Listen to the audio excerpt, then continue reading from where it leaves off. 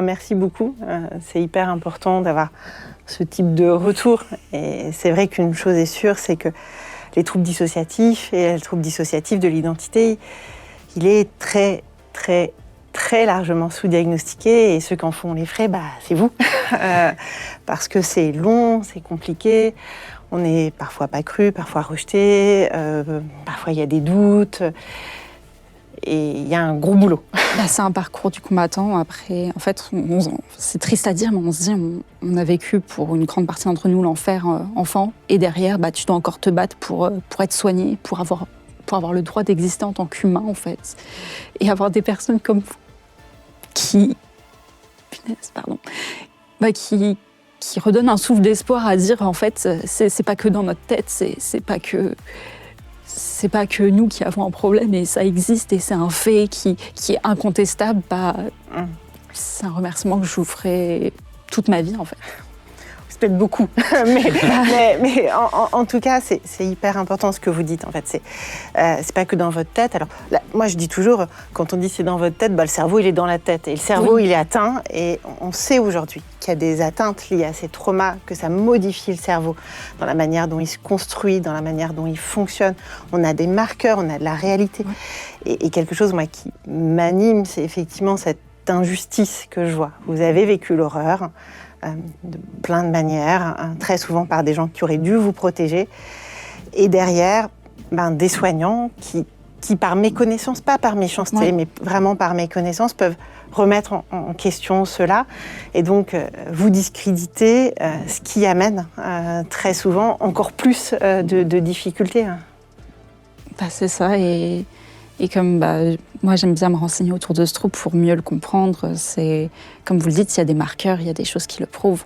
On arrive à avoir de plus en plus d'IRM, de CG, je crois, qui montrent la différence avec, par exemple, l'amygdale qui est plus développée, je crois, qui est plus hyperactif. Il y a des signaux physiques. Ouais. On peut vraiment voir la différence. Oui, en fait, le cerveau, en fonction des parties qui sont sur le devant, va réagir de manière totalement différente.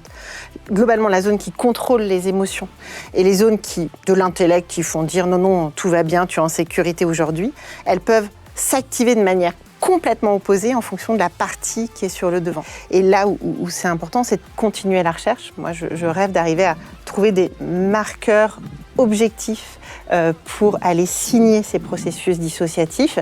Et on a de la chance aujourd'hui que l'IA est là et peut être un formidable outil pour ça. Il faut de l'expertise, c'est pas l'IA qui va faire les choses, et du temps, des moyens aussi pour investir dedans. Quelque chose que je crois on n'a pas beaucoup en France. Quelque chose qu'on n'a pas beaucoup en France. Donc on a la volonté, mais on a besoin de moyens. Puis on est coincé depuis 30 ans sur le même discours de les soignants sont pas assez formés, du coup ils diagnostiquent pas et du coup C'est ça. Et du coup, les victimes sont encore discréditées et ça, c'est un vrai problème. Voilà. Et j'espère vraiment qu'on puisse aboutir à trouver ces marqueurs objectifs qui donneront de la crédibilité à ces diagnostics et de la crédibilité aux patients et aux patientes qui sont des victimes. Et ça, c'est hyper important.